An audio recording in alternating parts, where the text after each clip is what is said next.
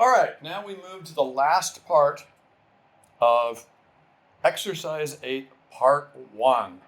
And yes, we're going to do this step by step by step. So there's never any guesswork involved.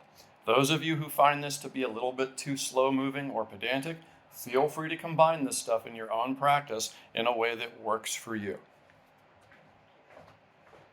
All right, from my bind of first, Cat is going to do a swung cut to the inner arm. Watch how this works. Pop. She's in the 4-1 hand position. That is diagonally rising. Come back. She does it again. Notice how little wrist action is going on. That wrist is quiet. And back. See how that tip is going back? These are practice cuts. Make them big. Get used to how you turn your body. Good. Keep those shoulders parallel. I want to be profiled with my target, not side on if I can help it. This is great. I love it when my opponent does that because I know her body weight over here isn't very good, and I can feint over here and get her to parry and then cut that way and she can't respond as easily. The comment section on that was going to be great. All right, so from here, I can also go swung cut and false edge cut, and that has the advantage of my arm doesn't have to be as far over. It also has the disadvantage of if I time this wrong, there's absolutely nothing preventing her from popping me in the head. We're just doing practice cuts. You're molding your body to figure it out. So here we are. Pow. Hit the ceiling tile, piss off my landlord, pop. Swung cut, false edge cut. Cat, you try.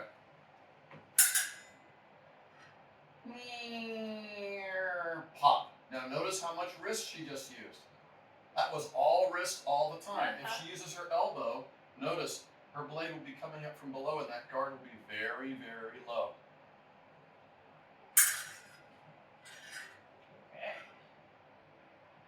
She turns her wrist over and her hand stays Black.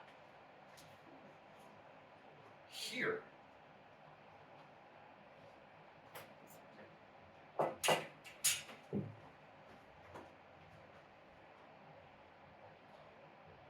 Comes around from the elbow. Pop. There's the cut. Notice how little movement there is. Pop.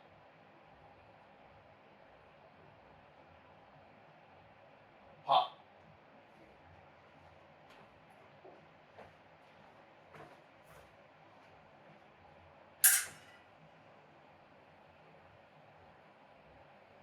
There you go. Good. See if you can stay more profiled. Your hips will eventually welcome into that.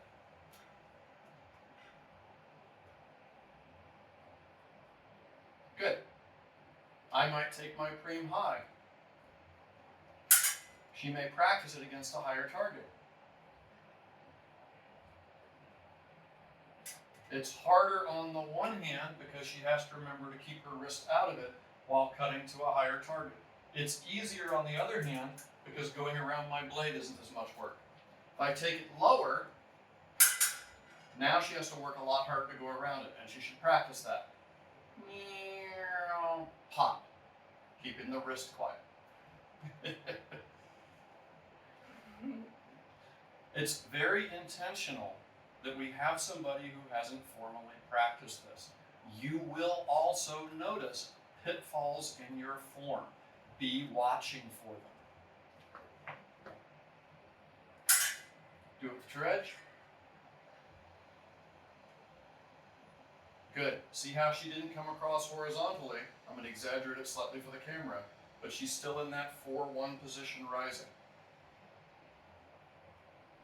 Hand positions are in the book. I'm not going to waste a lot of camera time on them. Now do it once with the true edge, once with the false. True edge. Boop. Again. True edge? False edge. False edge. That was all wrist. Did you see that? That's called prior habit. because the other lineage makes those cuts here from the wrist. Do it from the elbow, so your hand can stay nice and low. Pow, good, again.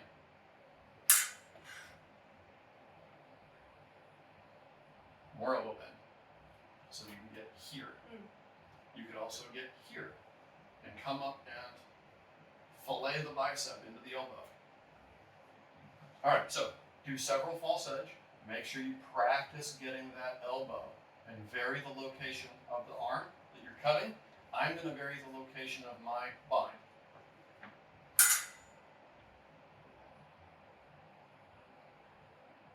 Go ahead. Good. Use your elbow.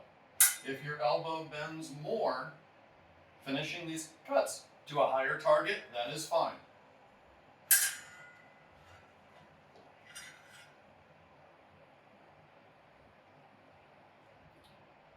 Good.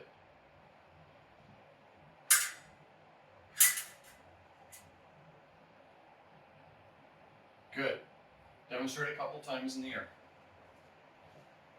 What you're doing is slowly building the motor habits you need to make this smooth and clear and, most importantly, consistent. That's why we're doing this step by step by step, so that if you follow along once per week and you have done the homework once per week, by the time we actually get to fencing actions, you will be very crisp in your actions, and your body will be ready to perform things that have to be done at speed and tempo without there being any strain whatsoever. There's a reason that you see a whole bunch of karate white belts doing step and punch, step and punch, step and punch. They are molding their hips, molding their use of their body weight, so that when it comes time to learn how to throw an axe kick, their hips are already nice and loose and they don't hurt themselves. All right, thanks, Kat. We've got more videos and content coming, so if you liked what you saw and it was useful for you, please stab the like button, /subscribe, and punch the little bell icon so that you're notified immediately when new content comes available. Thanks, and go do the thing.